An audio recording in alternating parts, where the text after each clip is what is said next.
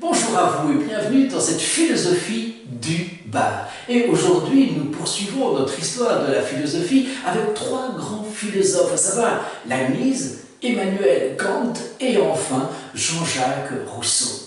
Leibniz, dans un premier temps. Eh bien, Leibniz, finalement, c'est un esprit tout à fait cultivé. Pourquoi? Parce qu'il est non seulement philosophe, mais il est aussi mathématicien, logicien, juriste, diplomate, bibliothécaire et enfin philologue. C'est tout dire. Et Leibniz s'inscrit avec René Descartes et Baruch Spinoza dans le courant rationaliste, c'est-à-dire ces philosophes qui vont accorder beaucoup d'importance à la seule raison.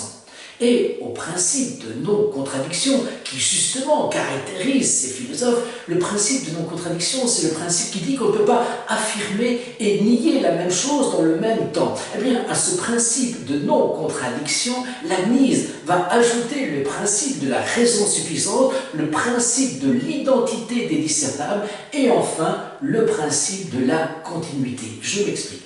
Le principe de la raison suffisante, ça veut dire que tout, véritablement, dans la nature, a une raison, a une cause, a une raison déterminante qui fait en sorte que telle chose existe de cette façon-là et pas d'une autre façon. Le principe maintenant de l'identité des discernables, ça veut dire que si deux choses ont les mêmes qualités, elles sont tout à fait identiques. Et enfin, le principe de continuité, ça veut dire que tout dans la nature s'inscrit dans un processus continu, dans un continuum. Tout change, certes, mais dans la continuité. Leibniz dira « Natura non facit saltus », c'est-à-dire « la nature ne fait pas de saut ». Tout s'inscrit, tout change effectivement dans la continuité. C'était donc la philosophie de Leibniz.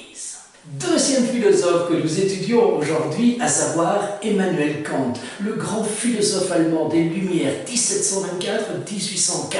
Emmanuel Kant, avec son célèbre impératif kantien, tu dois, donc tu peux. Parce que tu dois le faire, tu peux le faire. Emmanuel Kant qui croit en des valeurs jugées éternelles, universelles, immuables, contrairement finalement à ses successeurs comme Friedrich Nietzsche ou encore les existentialistes que sont Jean-Paul Sartre, Simone de Beauvoir, etc. S'il fallait retenir une seule phrase d'Emmanuel Kant, c'est peut-être celle-ci. Deux choses remplissent mon cœur d'admiration et de vénération toujours nouvelle, toujours croissante, à mesure que la réflexion s'y applique et s'y attache. Le ciel étoilé au-dessus de moi et la loi morale en moi. Troisième et dernier philosophe que nous étudions aujourd'hui, à savoir le grand philosophe français Jean-Jacques Rousseau, 1712-1778. Et Jean-Jacques Rousseau, à travers son roman Julie ou la Nouvelle Héloïse, paru en 1761, Jean-Jacques Rousseau se révèle peintre, pré-romantique des sentiments amoureux. Avec ses confessions, avec ses rêveries d'un promeneur solitaire, Jean-Jacques Rousseau observe avec beaucoup d'acuité ses sentiments les plus intimes.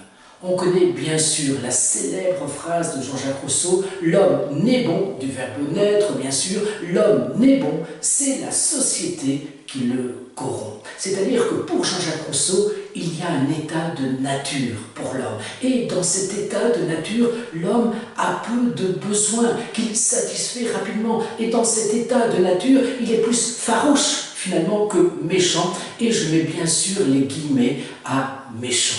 C'est par ces actions, ces interactions, c'est par ces relations, ces interrelations que l'homme, au contraire, devient méchant. C'est également grâce à l'artifice du contrat social que l'homme peut retrouver sa bonté originelle. Ce contrat, ces lois émanent véritablement de la volonté de tout un peuple. C'est pour ça que l'on peut dire véritablement que Jean-Jacques Rousseau est un des penseurs de la démocratie directe.